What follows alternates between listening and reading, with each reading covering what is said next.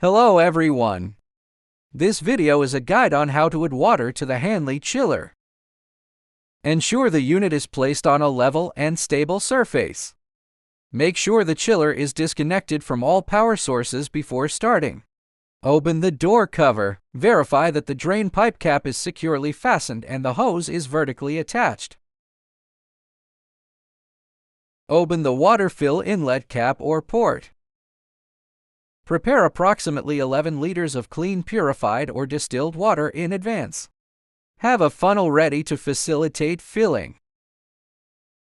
If possible, have an assistant hold the funnel steady during the process. Slowly pour the water into the funnel. Video show this step 5.0x sped up for demonstration.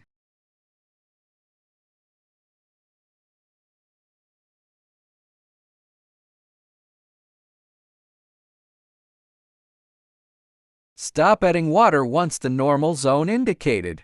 Securely close and tighten the fill port cap. The water refill process is now complete. Thank you.